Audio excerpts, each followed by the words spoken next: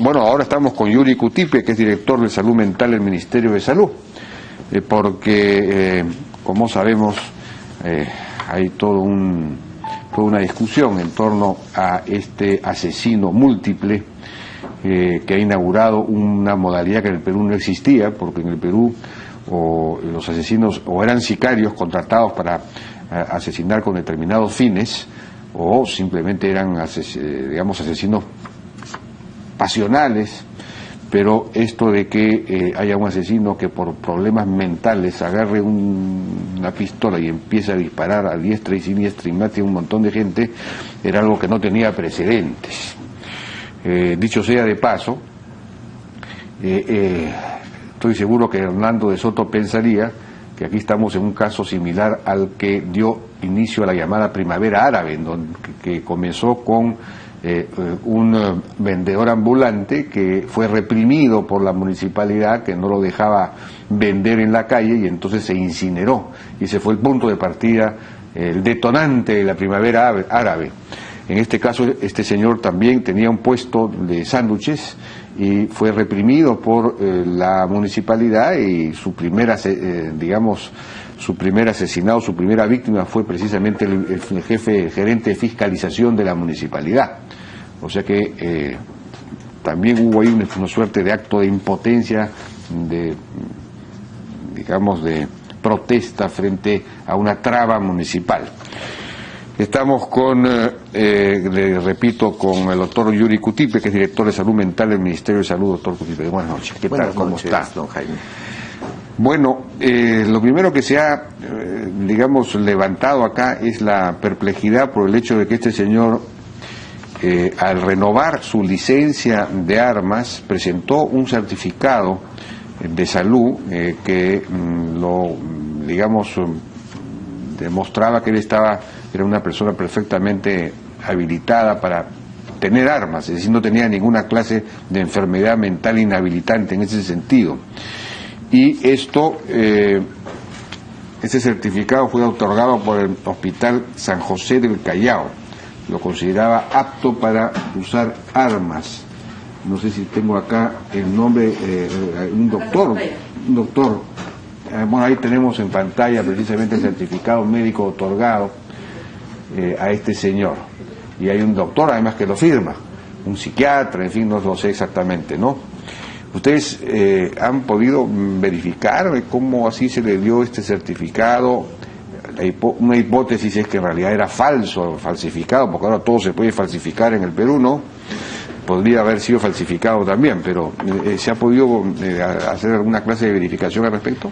Bueno, no está esto en investigación, sin embargo, nos podemos atrever a decir que hasta es posible de que sea un certificado verdadero, porque en realidad las certificaciones médicas, específicamente las certificaciones de salud mental, son como fotos del momento, o sea, se evalúa en el estado en que se encuentra la persona en el momento de ser atendida, ¿no? Eso no garantiza en general de que posteriormente pudiera sobrevenir un acontecimiento o un fenómeno especial en la mente de la persona, ¿no? De modo que por esa razón básica, y que tiene que ver con la dificultad que tenemos los seres humanos, el reto que tenemos los seres humanos para controlar nuestras emociones, sea cual sea nuestra edad inclusive, es que las recomendaciones van más bien por el lado de no permitir que los seres humanos tengan armas, especialmente quienes no tengan una función de protección, es decir, los ciudadanos no deberíamos tener a la mano armamento, como ocurre en algunos países del mundo que han tomado esta sabia decisión. Bueno, pero claro, ahí la respuesta a eso sería, oiga, entonces usted va a tener a delincuentes con armas y a ciudadanos inermes que no podrían defenderse ante una agresión, ante un ataque. Entonces, esa es la razón por la cual normalmente sí se permite que ciudadanos debidamente calificados puedan usar armas, ¿no? Pero usted me está diciendo que, no hay exámenes, test mentales de conducta que permitan, revelar tendencias profundas de la psiquis de una persona. Por ejemplo, para los las oficinas de recursos humanos en empresas importantes toman unos tests, ¿no? Para ver si la persona va, digamos, qué clase de atributos demuestra, si es una persona que es capaz de trabajar en equipo, si es una persona agresiva o conflictiva o no lo es, si es una persona que miente, e incluso si es una persona que eventualmente puede robar, todo eso de alguna manera, si es honesta o deshonesta, todo eso de alguna manera se detecta, ¿no? Se detecta, y eso está más o menos demostrado. Pero por lo visto no se podría, no hay exámenes de personalidad más profundos que midan si una persona tiene una personalidad estructurada o no, en fin, no. Sí, hay todos estos exámenes, estos test, las evaluaciones clínicas, ¿no? Las entrevistas personales, las historias de vida que se construyen para conocer a una persona y más o menos tener una hipótesis a futuro, pero todas no pasan de ser hipótesis en realidad, ¿no? Y si bien es cierto, funcionan muchas veces, pero desgraciadamente tenemos que decir que todavía la ciencia no ha llegado a tal punto que puede predecir exactamente la conducta de una persona, especialmente por una variable que es muy particular en los seres humanos, como decía anteriormente, que son las emociones. O sea, las emociones, tenemos una alta variabilidad en nuestras emociones, ¿no? Cotidianamente, y más aún en personas que tienen cierta inmadurez para, digamos, el control de estas, ¿no? Que es muy difícil que una prueba detecte o prediga, ¿no? Con toda certeza de que en realidad la persona va a poder tener el discernimiento claro en el momento de tener un arma siempre en todo momento, ¿no? Entonces, de modo que habría que saber qué clase de test, de exámenes se aplican para, digamos, declarar a alguien apto para usar armas. ¿Eso está estandarizado? Sí, actualmente hay una nueva normativa que está en el Ministerio de Salud por mandato de la nueva ley de control de armas, ¿no? Y municiones. Hay una directiva que se está gestando y se está incluyendo varios aspectos que no consideraba la normativa anterior, ¿no? En la normativa anterior solo se pedía un examen mental, ¿no? En general, pero actualmente la nueva directiva está ya caracterizando cómo debe ser este examen que denomina la ley de aptitud psicosomática, ¿no?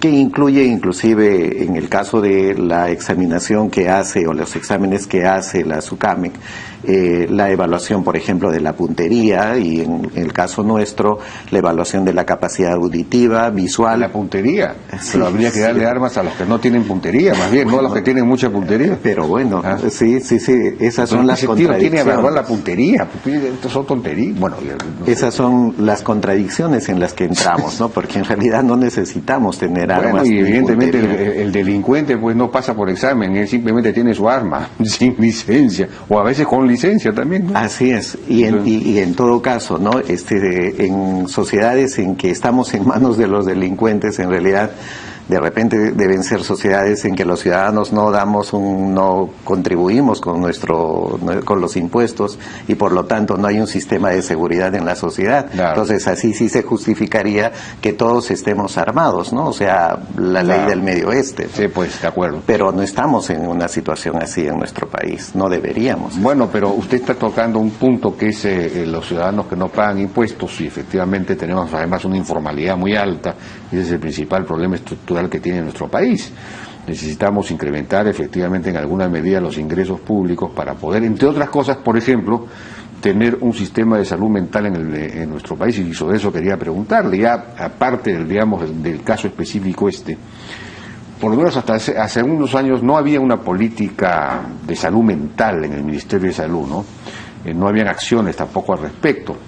Estábamos en realidad en esa época pues mucho más urgidos con necesidades tremendamente básicas, la sobrevivencia para comenzar.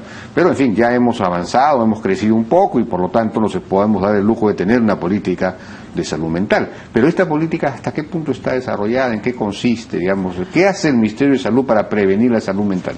Bueno, para prevenir y recuperar. Y recuperar. Porque ahí hay una deuda histórica pendiente en nuestra sociedad, el recuperar la salud mental, ¿no? De determinadas poblaciones. Bueno, sí, efectivamente, se aprobó una ley, la ley 29889, que es una ley que modifica el artículo 11 de la Ley General de Salud y establece la reforma de la atención de salud mental en el país, ¿no? Para migrar de un modelo basado en hospitales psiquiátricos hacia un modelo más bien de redes de salud mental de carácter comunitario con especialistas, ¿no? Que puedan extenderse a lo largo y ancho del país y trabajar conjuntamente con los servicios de salud generales, ¿no? Esta ley se reglamentó en noviembre del 2015. Conjuntamente el Ministerio de Economía y Finanzas ha aprobado un programa presupuestal específico para salud mental. Debería ser un programa intangible, cuyos fondos son intangibles, ¿no? Y a partir de el año 2015 es que ya tenemos recursos, ¿no? Para poder implementar los primeros servicios de salud mental en red, ¿no? Hemos avanzado con 29 centros de salud mental en 10 regiones. Actualmente tenemos funcionando estos servicios, ¿no? Y además con el fortalecimiento de 15 hospitales regionales que ahora tienen un servicio de salud mental con algunas camas de internamiento y con un equipo completo para poder atender la recuperación. Pero la clave de esta reforma está en estos servicios de salud mental comunitarios que tienen dos mandatos, ¿no? El preventivo y el recuperativo. Tenemos experiencias muy importantes, por ejemplo, en los 5 centros de salud mental de Trujillo. Hace poco he estado, la semana pasada, en Juliaca con un servicio de salud mental en el hospital de Juliaca que tiene digamos, acciones de alta calidad que inclusive ellos desarrollan acciones, ¿no? De seguimiento luego del alta del paciente, ¿no? En las casas, de modo que evitan las recaídas, ¿no? Y obviamente evitan el gasto que significa para el Estado, ¿no? Y la parte preventiva, porque yo leo de vez en cuando, no sé en qué se basan esas estadísticas, que el 40% de la población tiene problemas de salud mental, de depresión, por ejemplo, cosas de ese tipo. Hay quienes dicen que el 50%, en fin, no sé. No creo que el INEI tenga una estadística de ese tipo, no sé. ¿Cuál es el diagnóstico, digamos, en general, muy en general, rápidamente? Sí, bueno, en el Perú se han hecho estudios epidemiológicos con encuestas de hogares al respecto, ¿no? Y sabemos que aproximadamente el 20% de la población cada año estaría necesitada de un servicio de salud mental por estar afectada por algún problema.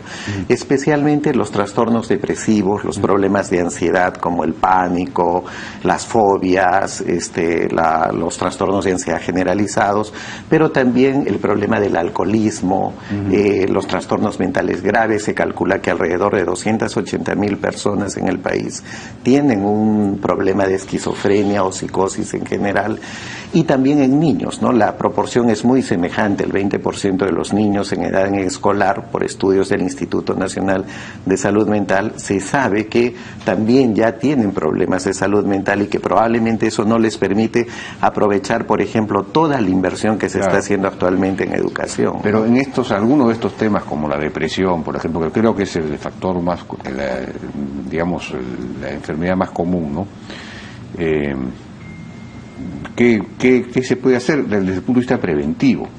Sí, bueno, en realidad todavía para la medicina en el mundo es un reto la prevención de la depresión, es decir, que no ocurra la depresión, pero sí lo que sabemos es que lo que se puede prevenir con más seguridad es la cronificación de la depresión, o sea que la depresión ocupe toda la vida de una persona y termine discapacitándola, ¿no? Entonces ahora hay tratamientos para poder hacer posible de que los episodios depresivos queden en unas cuantas semanas, y con las ayudas sociales que se complementan los tratamientos con fármacos, las personas puedan, especialmente en los casos severos o moderados, rehacer una vida como cualquier otra persona, ¿no? Entonces hay una parte preventiva que tiene que ver con evitar la discapacidad, pero también con evitar la mortalidad por suicidio, que generalmente está asociado a depresión, y la estrategia básica es la identificación temprana de los casos y el tratamiento inmediato, ¿no?